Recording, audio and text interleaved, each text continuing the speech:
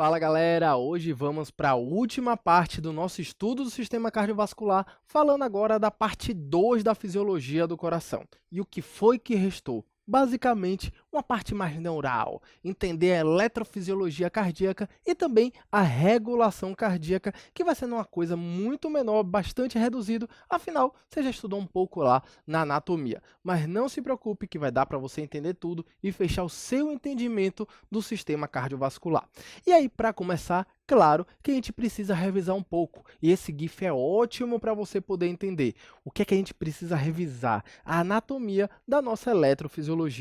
Uma coisa que eu já trouxe aqui, principalmente quando a gente estava falando lá da histologia, é que o nosso coração é um órgão tirado e dependente, ele se resolve sozinho. Claro que vamos ter mecanismos que vão influenciar nas suas atitudes, mas ele, se você coloca em uma circulação extracorpórea, só dando sangue, que vai ser o suficiente para poder dar oxigênio e nutrientes a ele, ele continua batendo. Ou seja, ele não precisa do corpo para poder continuar a sua função. Mas por que isso? Porque a gente tem um sistema especializado, um sistema que a gente vai entender muito melhor agora nessa parte, que ele consegue, brincando com os seus íons ali, gerar um impulso nervoso e, melhor ainda, conduzir esse impulso, gerando o que a gente tem da contração atrial e a contração ventricular em momentos diferentes. E aí que é bom a gente dar uma olhada no GIF. Por quê? Porque na hora que a gente olha aqui, a gente vai ter o disparo dessa condução, que é o disparo desse impulso, que a gente vai entender como isso acontece lá a nível celular, aqui no nosso nó sinoatrial. Nesse GIF, está representado uma forma mais antiga, em que a gente teria feixes internodais. Só que artigos já mostram em estudos anatômicos em que, na verdade, não são feixes, é uma região que realmente acaba conduzindo esse impulso até o nosso nó atrioventricular. Aqui bem representado, saindo do átrio direito para o átrio esquerdo, a gente também tem o feixe de Beckmann, mas isso mais revisando a anatomia. Mas quando chega aqui no nosso nó atrioventricular, o que é que acontece de muito importante? Ele segura. Vem aquele impulso todo empolgado, ele segura, calma, dá um tempinho. Por quê? Porque a gente precisa ter a contração atrial em um momento diferente da contração ventricular, porque agora você já entendeu o ciclo cardíaco estudado lá na primeira parte e você sabe por quê.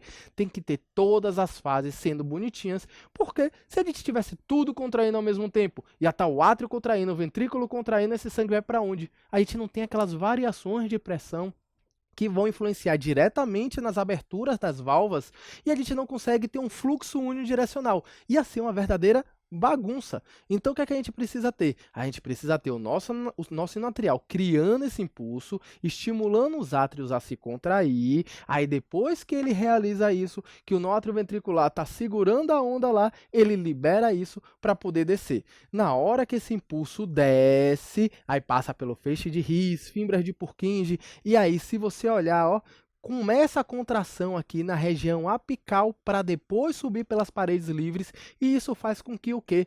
Que a gente também viu um pouco na histologia, pelas camadas serem helicoidais, a gente tem uma contração indo do ápice em direção à base, empurrando o sangue para o que está em cima, que é nosso objetivo, que são exatamente os nossos vasos de ejeção. Então, empurra de baixo para cima, vamos dizer assim, direcionando, expulsando o sangue além da sua contração e ser a única saída que ele tem para ir, expulsando para o local correto, aumentando a eficiência.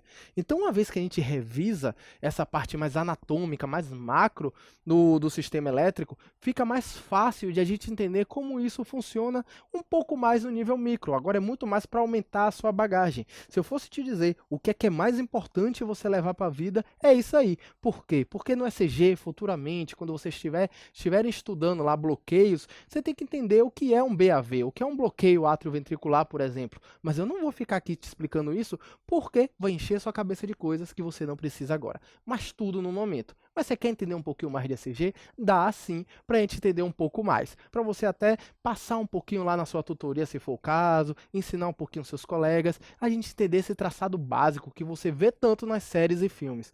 E o que é que está acontecendo aí? A gente tem um traçado representando exatamente Isso que eu acabei de falar, o sistema elétrico. Então, como foi que a gente viu? A gente viu o coração lá, no átrio direito especificamente, no nosso atrial, gerando esse impulso, tendo a contração atrial, isso sendo segurado pelo átrio ventricular, sendo transmitido para os ventrículos, onde vai ter a contração. E, claro, precisa ter a repolarização, ou seja, a volta ao estado normal. E o que é o ECG? O ECG é o posicionamento de eletrodos que vão acabar funcionando como uma câmera. Uma câmera, literalmente aquelas de filmar, em que vai fazer o seguinte: toda vez que um impulso está vindo na minha direção, ou seja, está se aproximando, eu vou pegar minha canetinha e vou colocar isso positivo. Toda vez que está se afastando, eu vou colocar negativo. E se para mim não estiver nem se aproximando, nem se afastando, que eu vou estar o tempo todo fazendo esse desenho, isso vai seguir como uma linha reta, ou seja, nem vai subir, nem vai descer, simplesmente continua com uma linha reta. E agora você entende esse traçado. Quer ver? Deixa eu te provar. Primeiro a gente tem a onda P, e a onda P começa com a despolarização atrial. Ficou marcadinho de verde, bonitinho aqui para você ver, ó. Uma contração, uma despolarização pequena que a gente tem exatamente nesse momento em que a câmera que está lá, ó, pense no nosso ápice, um eletrodo aqui, claro que a gente tem vários, mas pense aqui que é a que a gente vai ter de D2. A gente vai colocar aqui uma representação, não que o D2 esteja aqui, só para corrigir se você já conheceu um pouquinho mais de ECG, mas é simplesmente a posição que a gente enxerga D2 na hora que a gente bota na rosa dos ventos. Mas eu não quero confundir sua cabeça, só imagine que tem uma câmera aqui. E aí, rolou a geração do impulso que está indo na direção, mas ainda é uma coisa com uma massa muito menor, porque é os átrios. Então, esse impulso é visto pela câmera lá de longe, mas se aproximando em uma massa menor e gera essa ondinha aí, que é a onda P, que a gente está vendo. Só que o que acontece depois? O nó ventricular segurou, e a gente vai ter um intervalo PR. E logo depois que ele segura, o que acontece? Aí sim, agora com vontade, acontece a despolarização ventricular, que é literalmente o complexo QRS. Só que aí ele precisa o quê? Se reerguer, voltar ao padrão anterior. Claro que há uma pausa, que é aquele momento de contração, e logo depois ele volta a se organizar, que vai ser exatamente esse momento de repolarização que vai ser a onda T. Aí você fala, pô, mas você falou da repolarização ventricular, mas não falou da repolarização atrial. É porque a repolarização atrial, ela acontece exatamente enquanto está ocorrendo a despolarização ventricular. Enquanto o ventrículo está se contraindo, o átrio já está se recuperando. E como a contração ventricular, como eu te disse, é muito mais importante do que a do átrio, acaba que o átrio acaba não sendo visto no ECG, na hora que está se repolarizando, voltando ao seu estado anterior. Então, o que é que a gente tem agora de forma direta? Aí eu já falei da onda P, falei do complexo QRS, que é a despolarização ventricular. Logo depois a gente tem a onda T, que é a repolarização, ou seja, a volta ao estado normal ventricular. E aí a gente vai poder agora sim entender como isso ocorre em uma situação mais a nível celular, para você compreender o que está acontecendo. Mas, sinceramente, não vai ser uma coisa que você vai levar para a vida, mas talvez você precise para a prova. Então, também é importante. Então, como é o estado inicial? A gente vai ter uma célula polarizada. Provavelmente você viu isso quando você estudou, por exemplo, o sistema nervoso. Se você não estudou ainda, não tem problema. Mas, basicamente, a gente vai ter polos. Quando a gente pensa na membrana celular, a gente tem um desequilíbrio de íons, ou seja, tem mais íons positivos em um lugar do que no outro. Não significa que tem íons negativos em um lado, significa que um lado está mais positivo do que o outro. E por isso, a região menos positiva a gente vai chamar de negativa. E aí a gente vai ter basicamente três íons, que a gente vai ter os íons potássio, que vão estar mais concentrados dentro da célula, ou seja, no meio intracelular, e o sódio e cálcio mais extracelular, são mais concentrados lá. Então, dessa forma, você pensa que do lado de fora está mais positivo do que da parte de dentro. Ou seja, temos dois polos, temos a célula polarizada. Aí você fala, meu Deus do céu, Diego, eu vou confundir esses íons, não vou lembrar quem é que fica onde. Eu vou dar uma dica besta, mas foi como eu lembrei. Eu me imagino dentro da célula e o que é que tem aqui? O que é que tem K? K é potássio e Na é sódio, ou seja, lá é sódio. De uma forma simples assim, eu sempre lembrei desse jeito. O K fica no interior, ou seja, o potássio, e o sódio fica lá fora. É simples, é ruim, você pode confundir em algum momento, mas foi como eu lembrei por muito tempo. E aí, agora que você já entende essas concentrações, você tem que saber também que nesse estado basal, a gente vai ter uma voltagem lá, um potencial inicial de menos 60, como está aí no slide. E aí, o que é que finalmente acontece? A gente vai ter esse estado basal e o grande diferencial das nossas células especializadas é que a gente vai ter canais de lentos de sódio. Canais lentos de sódio que vão permitir que esse sódio que está do lado de fora vá entrando aos poucos. Ele vai entrando, vai entrando na célula, positivando esse potencial inicial de menos 60. Só que o que acontece? A gente tem outros canais que são ativados quando muda o potencial. Então, temos canais rápidos de cálcio e de potássio que, uma vez que esse potencial é alterado, a gente vai ter a ativação deles. Então, as células do nosso sinatrial basicamente vão fazendo como você vai vendo aqui no gráfico. Vão aos poucos positivando esse potencial. Só que vai chegar em um momento em que outros canais vão agir, que é literalmente o que você está vendo aí no slide, que são os canais rápidos de cálcio e de potássio. E aí, nessa geração do impulso, a gente vai precisar depois retornar ao estado basal, ou seja, o que foi a geração do impulso, se isso não ficou claro na sua cabeça?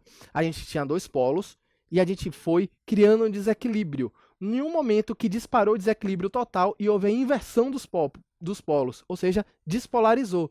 Na hora que fez isso, é como se você batesse na água, essa onda se propagasse, ou seja, já gerou isso e essa onda agora precisa ser conduzida, certo? E a gente vai entender a condução. Só entenda como foi a geração, quais foram os canais envolvidos, porque agora que a gente for para propagação desse potencial, a gente vai ter outros canais. Mas, uma vez que gerou, a gente precisa voltar para o estado basal. E aí vamos ter bombas, ou seja, vamos ter ativamente o retorno para o estado basal, tanto com a bomba de sódio, potássio, ATPase, quanto também com a bomba de cálcio. Beleza? E aí, como eu disse, isso precisa agora ser conduzido. A onda está chegando. Na hora que a onda está chegando, que a gente tem esse potencial inicial nas demais células, porque a gente estava falando das células no nosso sinatrial. Nas demais células, a gente tem essa onda chegando, isso vai chegar por onde? Pelas junções comunicantes, que é uma das estruturas envolvidas nesse processo. Vai ter o retículo sarcoplasmático com a grande concentração de cálcio, que é o grande íon da contração, ou seja, essa onda vai chegar, vai ser transmitida para as outras células, vai chegar através muito das junções gap, que vão permitir esse influxo de sódio que acabou chegando, e aí o retículo sarcoplasmático vai acabar respondendo, liberando também cálcio. E vocês vão entender na curvinha bonitinho como é que isso acontece. Só que dessa vez os canais de sódio são lentos. Lembre que lá eram canais rápidos, inclusive eram os únicos rápidos. E alterna com os canais rápidos de sódio e de potássio. Ou seja, o canal de potássio é sempre rápido. Só que, na hora da geração, o que era o canal lento era o de sódio, e agora o que é o canal lento é o de cálcio. Beleza? Eu já falei, isso você não vai levar para a vida, mas pode cair na sua prova. Então, estou tentando só fazer associações para você poder lembrar. E aí, depois, como já falei anteriormente, a gente precisa voltar para o estado basal, utilizando as bombas, tanto a de sódio e potássio, quanto também a de cálcio, mas fica mais fácil você entender pelo gráfico. O que é que aconteceu? Chegou esse grande fluxo pela junção gap. Chegou esse íon sódio pela junção gap. E aí, na hora que chegou, a gente vai ter a fase zero, que estamos vendo aqui no gráfico, que é essa fase zero, que é de despolarização. Perceba como é o canal de sódio que está envolvido nessa fase. Um canal rápido de sódio, não é mais aquele canal lento que aos poucos foi alterando, que a gente uma hora chegava e disparava esse impulso. Não, aqui são canais rápidos. Disparou de vez. E disparou de vez que lembre que agora já chegou a onda pronta. Chegou e eu preciso conduzir. Chegou a onda pronta, despolarizei de vez, o que é o suficiente para poder ativar agora os canais de potássio, que tenta repolarizar de forma rápida, só que os canais de cálcio acabam se ativando também, e há um período em que não ocorre a repolarização, há uma estabilização do potencial, que é o nosso famoso platô, que você vai ver com certeza alguns dos professores te perguntando como é que é estabelecido esse platô, que é literalmente esse equilíbrio entre os íons que estão saindo e os íons que estão entrando na célula. Só que logo depois esse canal de cálcio acaba sendo aberto por um período muito curto e acaba agindo os demais íons e aí sim ocorre a repolarização. Então, primeiro tem a despolarização da célula, que foi essa fase 0. Depois, tem um potássio agindo sozinho, de certa forma, tentando repolarizar, mas faz só uma repolarização inicial, porque logo depois o cálcio entra fazendo essa fase de platô, mas aí sim, no final, acaba tendo a repolarização inicial. E a gente precisa, como sempre, voltar ao estado inicial, que é a restauração das concentrações, que é exatamente a ação daquelas bombas que eu já falei diversas vezes, beleza? E aí você pode ter percebido no gráfico que tinha assim esse PRE aqui embaixo, esse PRR. O que é isso? É um período refratário. Período refratário que é dividido em dois momentos, o período refratário efetivo e o período refratário relativo. O que é isso? Basicamente, é um estado em que a célula está, em que você não consegue novamente dar um novo estímulo. Lembra que ela está conduzindo esse impulso?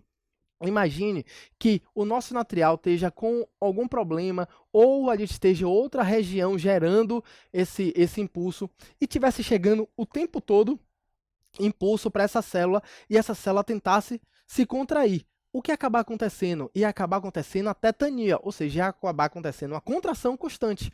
E se tem contração constante, não tem relaxamento, não tem variação de pressão. Se não tem variação de pressão, não gera fluxo. Se não gera fluxo, o sangue não chega nas células. Se o sangue não chega nas células, morreu.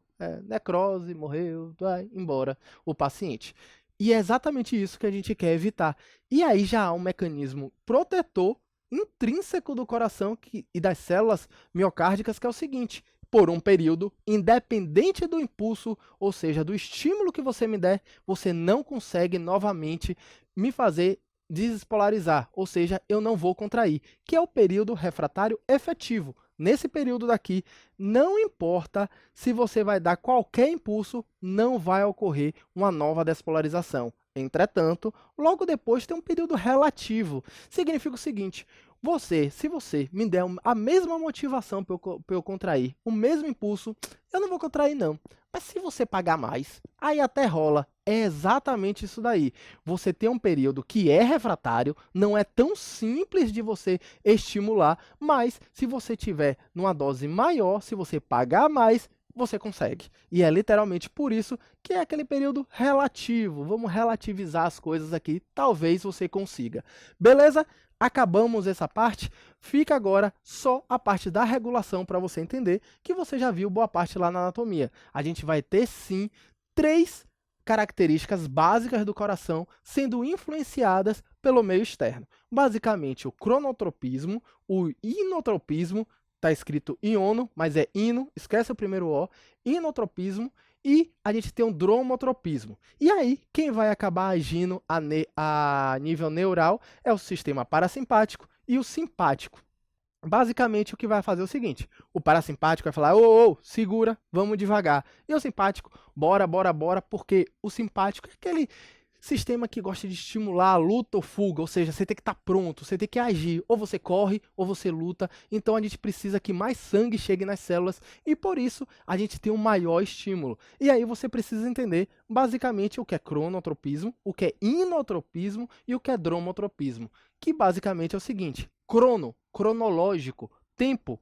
Então, se a gente pensa em cronotropismo, vai aumentar a frequência cardíaca, a quantidade de vezes que esse coração bate. Foi? Beleza. Inotropismo. Eu não vou puxar, é muito difícil, mas como eu lembrei, se tiver algum fã de Naruto por aí, vai lembrar que Ino usava muito a força, e por isso eu associava com uma força de contração maior. Se você não assistiu, fica mais difícil de você associar, mas lembra pelo menos dessa besteira, e lembre que Ino é associada à força. Todas essas palavras é muito mais pela etimologia. Se você for realmente entender lá, você vai ver que o entendimento de Ino é exatamente de força, e deve ser inclusive a origem da palavra do nome da personagem. Mas se você lembrar crono de cronológico, já foi tempo. Se você lembrar essa besteira do hino, você já lembra da força, sobrando o dromotropismo. que é literalmente a velocidade de condução pelo sistema elétrico. Então, o simpático vai estimular tudo, vai bater mais rápido, vai conduzir mais rápido e vai bater com mais força. E o parasimpático, ao contrário, e por isso que a gente vai dizer efeito cronotrópico positivo, ou seja, aumentou a frequência cardíaca, e isso você pode fazer com qualquer uma dessas características. E além do sistema nervoso, claro que vamos ter diversos hormônios que você vai estudar lá no sistema endócrino que também podem influenciar na fisiologia cardíaca. E além disso, vamos ter também os mecanismos intrínsecos que vocês já conhecem. A gente vai ter o sistema de condução elétrico, que a gente acabou de dar uma estudada aqui agora. A gente vai ter o mecanismo de Frank-Starling, que você olhou e você estudou e já compreendeu na parte anterior. Lembra? Todo sangue que chegar no coração vai ser ejetado à frente, ou seja, isso é um mecanismo também de regulação. E por último, lá da aula de histologia, o PNA, o polipeptídeo atrial natriurético, mas normalmente é natriurético atrial, fazendo um PNA, em que a gente vai ter também essa regulação, mas uma regulação muito mais de volume, agindo tanto a nível lá vascular, a nível de vasodilatação ou vasoconstrição. O PNA, mais especificamente, vai fazer vasodilatação, porque ele é liberado quando, lembra lá? Quando há um estiramento do átrio, ou seja, está chegando muito volume naquele átrio, ou seja, o retorno venoso está muito alto, e por isso há esse aumento atrial que o coração quer responder, quer dizer, ei, manda menos volume para cá, que daqui a pouco isso aqui vai dar ruim. Então, o que acontece? Simplesmente ele libera esse polipeptídeo que vai agir no vaso, fazendo vasodilatação, acumulando mais sangue no vaso, chegando menos sangue no coração, mas também age lá no rim, fazendo a reabsorção de sódio ser menor, e se o sódio vai embora, a água vai junto. Então, a gente diminui também a volemia. Beleza? E aí teria outras coisas que a gente poderia abordar, pincelando devagarzinho, porque seu professor pode ir lá e ir naquele detalhe do sistema de condução elétrico. Por que que o nosso sinatrial que controla tudo? Porque ele é o maestro, por exemplo? Adoram fazer essa pergunta. Simplesmente porque toda aquela geração do impulso que a gente viu nessa aula é feita de uma forma mais rápida lá no nosso sinatrial. Ou seja, todo o sistema de condução elétrico, inclusive outras regiões que tem no coração, poderiam gerar esse impulso. Só que eles não têm esse potencial, eles não conseguem, eles não nasceram para isso, vamos dizer assim. Aí o que acontece? Fazem isso de forma muito lenta. Então eles começam a tentar fazer do nada o nosso sinatrial, ei, manda esse impulso aí para mim. Manda esse impulso para mim. Então, o que acontece? O nosso sinatrial vai fazendo isso na velocidade muito mais rápida, e na hora que ele vai pensando em fazer, por exemplo, o nó atrioventricular, que é o segundo mais rápido, do nada ele já chega logo uma ordem. Ei, para o que você está fazendo, passa esse impulso adiante. E por isso é o nosso sinatrial que comanda tudo. Mas se ele falhar, o próximo mais rápido acaba pegando cargo. Ele assume o cargo e acaba gerando, e isso acaba gerando uma bradicardia. Por quê? Porque se o nosso sinatrial é quem faz isso mais rápido e controlava a nossa frequência cardíaca lá dentro dos níveis fisiológicos, quando for alguém que não nasceu para isso, vai fazer isso de forma mais lenta, então teremos sim um prejuízo. Beleza, galera? Então eu espero que vocês tenham entendido. Esse é o grosso que a gente tem, a parte principal do estudo do sistema cardiovascular. Não adianta ficar falando rodapé do livro que você não vai levar para a vida e depois você realmente ficar com muito conhecimento acumulado e não saber exatamente o que é que você precisa considerar como importante. Mas claro, você precisa revisar todos esses pontos, entender bem a eletrofisiologia, juntando conhecimento da anatomia, junto com esse conhecimento que vai ser muito mais focado agora para a prova, mas que é bom você também entender, que é sempre bom o entendimento do que a memorização, e aí você vai aprofundando os conhecimentos ao longo dos outros estudos. Estão aí as referências para poder aprofundar os seus conhecimentos. Vale a pena você sempre estar buscando fontes mais novas para poder ter esse conhecimento mais atualizado, e aí eu espero que você tenha entendido tudo. Beleza, galera? Então a gente se encontra na próxima. Eu fico por aqui. Um grande abraço e fui!